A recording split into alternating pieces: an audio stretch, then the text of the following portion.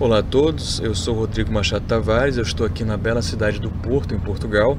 Estou aqui com o nosso colega, o especialista em segurança contra incêndios, o engenheiro João Almeida. Bom dia, João. Bom Tudo dia. bem? Obrigado pelo seu tempo. Vamos aqui trocar algumas ideias, né? E o João tem uma boa experiência nessa área e ele aqui vai trocar conosco um pouco das suas impressões, do seu conhecimento, experiência aqui em Portugal.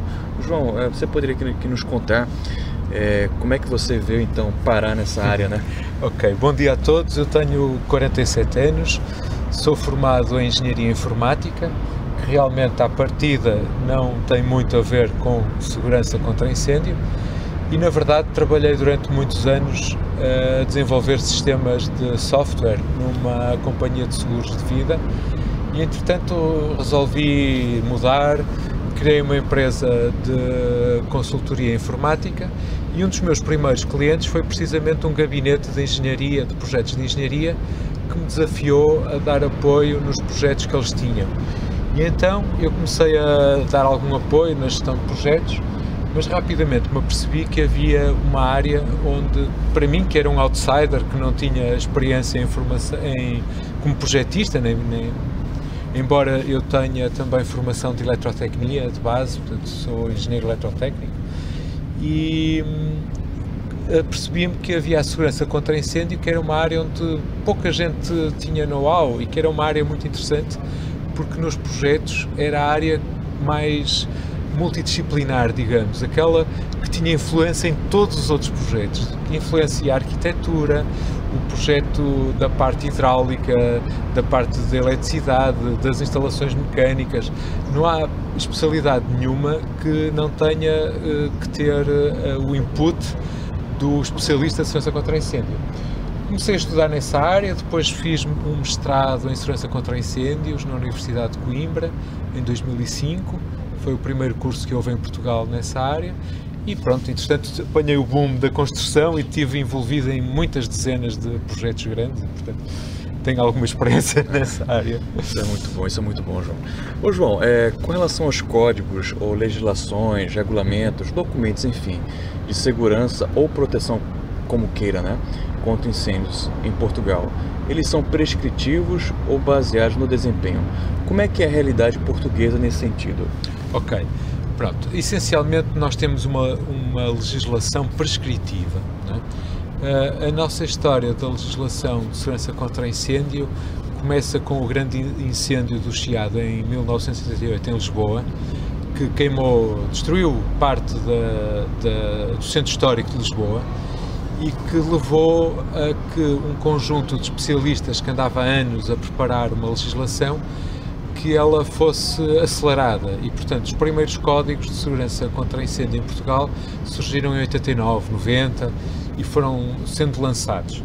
Entretanto, rapidamente se percebeu que eles estavam um pouco dispersos, porque nós tínhamos um para a habitação, outro para escritórios, outro para edifícios hospitalares, outro para edifícios escolares, outro para a indústria. Portanto, estava tudo um bocado disperso e havia inclusivamente conflitos, uns diziam de uma maneira, outros diziam de outra, e então surgiu a necessidade de se fazer um código unificado.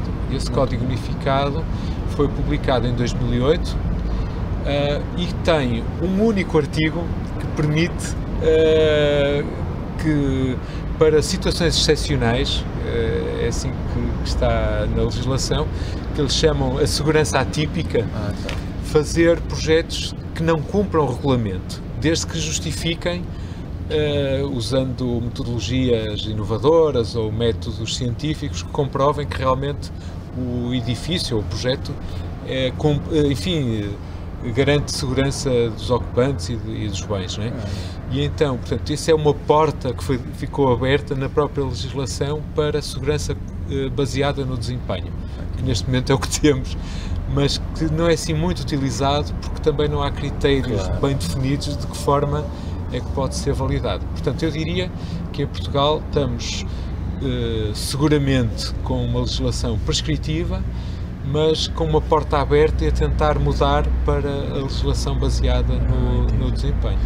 Entendi. Então, só para resumir, então, você tem, no caso aqui em Portugal, uma legislação, um documento nacional, não é? Certo. De segurança contra incêndios, que ele é prescritivo em natureza e que ele dá a possibilidade para casos, digamos, excepcionais, que você possa utilizar técnicas, metodologia baseada em desempenho, justificando e demonstrando que são eficazes. Exatamente. Não é? Perfeito. Isso é muito bom. Isso acontece muito e já acontecia antes, por exemplo, na questão do controle de fumo. Em parques de estacionamento de grandes dimensões, e nós tivemos alguns no final dos anos 90, início do século XXI, não é? De 2000, muitos centros comerciais, muitos edifícios novos com grandes parques de estacionamento que ultrapassavam as áreas máximas de compartimentação da nossa legislação. E então foi proposto usar sistemas de controle de fumo por ventiladores de impulso portanto, as nossas entidades, que não são bombeiros, é a Proteção Civil, portanto, que faz a análise dos projetos, aceita desde que eles sejam apresentados com um CFD e que esse CFD seja validado pelo LNEC, que é o nosso Instituto Laboratório Nacional de Engenharia Civil. Ô João, então já aproveitando já essa tua informação, então vocês aqui têm, né, a Proteção Civil, né, que é um departamento, digamos, uma instituição pública, certo, não é? E ela é responsável em fiscalizar, em aprovar, exatamente, não é? As edificações. E essa instituição, ela é composta por profissionais, engenheiros? Eu vou explicar. Antes dessa legislação de 2008, que foi a tal grande revolução, embora existissem já em alguns sítios alguns profissionais, portanto, a trabalhar nessa área, mas basicamente o que havia era, qualquer projeto de construção tinha que ter uma licença dos bombeiros. E em Portugal nós temos uma situação sui generis, que é, as cidades grandes têm bombeiros sapadores, portanto são bombeiros profissionais, não é? Tá. E então, esses bombeiros no Porto, Lisboa, Coimbra, Faro, têm um gabinete técnico com profissionais, com engenheiros, com conhecimento para validar os projetos, e portanto eles sabiam. Nas cidades mais pequenas do interior, isso era feito pelos bombeiros voluntários, portanto, que não tinham tanto esse know-how. Isso levava a que havia uma certa discrepância na análise de projetos. Uns analisavam de uma maneira, outros, enfim, havia dificuldade e havia umas normas que estavam escritas, outras que eram implícitas e, portanto, que não estando na legislação, mas que obrigavam, portanto, havia alguma confusão. Com esse novo código, em 2008, uniforme, foi também feita uma reorganização dos serviços e foi criado chama-se ANPC, Autoridade Nacional de Proteção Civil, que engloba desde as entidades que tratam de tudo que é proteção civil, sei lá, terremotos e esses grandes eventos, até à gestão de todos os bombeiros, sejam eles profissionais ou voluntários. E, portanto, essa grande entidade, tem também um departamento de análise de projetos.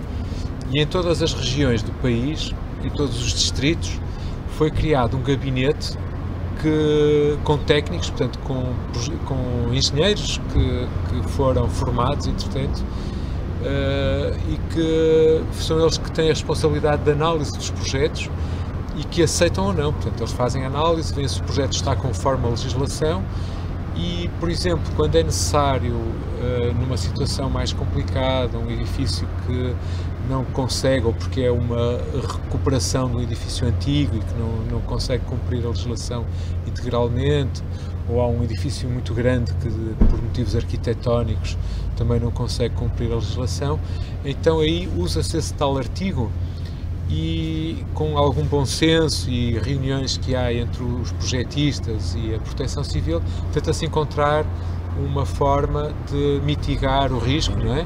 E muitas vezes recorrendo, como por exemplo há bocado eu dizia no controle de fumo, a estudos de controle de CFD, não é? Para justificar as soluções e validá-las. Interessante, muito interessante esse modelo. João, então, falando em documentos, né, legislação, esses documentos aqui, no caso, esse documento em Portugal, que é um documento único no caso, ele ele foi desenvolvido por essa equipe técnica, né? De certo. engenheiros, arquitetos, correto? Certo. Tá. Portanto, eles, como é que funciona? Há uma comissão que foi nomeada por, eu penso que tem a ver com o Ministério, que estaria na altura com esse pelouro, com esse diploma, que chamou técnicos das principais organizações, portanto, quer de engenharia, quer de arquitetura, quer de entidades, bombeiros, o Laboratório Nacional de Engenharia Civil e também algumas instituições da sociedade civil, como por exemplo as próprias imobiliárias, representantes, portanto, das construtoras, etc., para também darem um input e, portanto, durante anos desenvolveram esse documento e depois ele foi aprovado e atualmente é mantido e é implementado por essa tal Autoridade Nacional de Proteção Civil, que é a entidade que fiscaliza os projetos e que verifica a sua implementação. Tá. Assim, só para trocar um pouco de experiência no Brasil, né? Resumidamente, né, falando, toda edificação ela deve ter um certificado emitido pelo Corpo de Bombeiros local, que teoricamente atesta que a edificação está em conformidade com essa legislação, ou legislações para cada estado, né? Nós não temos um código, uma legislação nacional ainda. Tá? E no caso, esse certificado tem nomes, né, variados para cada estado. No geral é algo assim do tipo Auto de Vistoria do Corpo de Bombeiros, AVCB. E, então lá como acontece lá no Brasil, é isso. Então o Corpo de Bombeiros de cada estado, ele desenvolve a legislação de cada estado, ele aprova a edificação, então é um pouco diferente daqui. O modelo de vocês é bem interessante. Cá funciona assim. Também houve uma altura em que as coisas estavam um bocado confusas, digamos. São as câmaras, não é? Os municípios é que passam a autorização. E o município, como não tem técnicos, principalmente os municípios mais pequenos, não tem técnicos especialistas, portanto, em segurança contra incêndio, pedia sempre ajuda aos bombeiros e, portanto, parecer aos bombeiros. Atualmente isso está, portanto, devidamente regulamentado. Essa tal Autoridade Nacional de Proteção Civil tem delegações em todos os distritos e todos os projetos que são entregues no município, não é, na Câmara Municipal, têm que ir à Autoridade Nacional de Proteção Civil para serem verificados e depois de serem carimbados, dá ordem de construção. Mas quando o edifício está pronto, antes de entrar em funcionamento, tem que haver uma vistoria e, portanto, vai novamente uma equipa da Autoridade Nacional de Proteção Civil, do local, fazer a vistoria ao edifício e ver se realmente cumpre o projeto ou não. E só depois é que dá autorização de utilização. Há ainda também uma novidade. Essa legislação de 2008 introduziu uma novidade que é o seguinte. Antes, o papel terminava no dia em que se dava a autorização de utilização do edifício e depois ninguém verificava se aquilo era cumprido ou não, se havia manutenção, etc. Neste momento não. Neste momento é obrigatório, todos os edifícios têm que ter um plano de segurança que inclui a manutenção e a parte de emergência. Portanto, tem que haver um plano de manutenção e prevenção. Portanto, garantia que todos os materiais, os extintores que são revistos, que os grupos de bombagem de incêndio que são revistos, que a cisterna tem água, que os sistemas de controle de fumo estão ativos, etc., que a detecção de incêndio que é mantida, que é comissionada, que é vistoriada. E depois tem também que haver formação dos utentes, dos ocupantes do edifício e simulacros. Obviamente que isto varia consoante o tamanho dos edifícios, não é? Num mais pequeno essa exigência não é assim tão grande, não é? Mas tudo que é hotel, tudo que é escola, tudo que é hospital, tudo que é edifício público, tem que ter, ou grandes escritórios, tem que ter essas medidas bem mantidas. Há uma fiscalização periódica feita pela Autoridade Nacional de Proteção Civil e quem não cumprir tem multas que são bastante pesadas. Pronto, é um processo que não está ainda 100% a funcionar, porque foi muito rápido e, portanto, nem todos os edifícios terão ainda isso a 100%, mas neste momento, cada vez mais a autoridade faz inspeções e realmente sempre que detecta que as coisas não estão a ser bem seguidas, aplica multas e pode inclusive fechar o edifício ou o que for, a empresa, o que for. Isso é muito importante. Assim, João, eu vou agradecer o teu tempo, né? Acho que as informações aqui que você nos passou são bastante relevantes para que nós no Brasil possamos refletir, e acho que o modelo que vocês têm aqui em Portugal é um modelo bastante, do pouco que eu tenho conhecimento e tenho realmente vivenciado aqui no Porto, em Lisboa, sempre que eu venho cada vez mais, é um modelo que parece funcionar bem, e quiçá nós possamos de repente adotar algo semelhante no Brasil. Claro que tem dificuldades, né? É um país maior em questões, digamos, de extensão territorial e tal, mas eu acho que o modelo que vocês têm aqui é um modelo que nós podemos de repente aprender, e até porque é um modelo que dá muita ênfase também no controle de fumaça, o controle do fumo, claro, né? Como nós queremos, isso é fundamental, e que também, pelo que eu tenho visto, abre também portas para metodologias baseadas no desempenho, para edificações mais complexas, né? Eu, assim, até para fechar, só para também divulgar para as pessoas, eu tenho estado aqui em Portugal com frequência e tenho ficado em hotéis bons, assim, digamos, 5 estrelas, outros 3 estrelas, né, mais simples, mas todos eles eu posso afirmar com certeza, eu tiro fotos e tal, são hotéis que me dão o conforto e a segurança. Você vê sistema de proteção passiva bem instalados, sistema de proteção ativa, né, detetores de fumaça, chuveiros automáticos, sprinklers bem instalados, e isso realmente, para mim, né, é um indicativo muito forte. Isso para mim já é um indicativo que algo está a correr bem. João, muito obrigado pelo teu tempo, e é isso aí. Ok, obrigado. Tchau, tchau.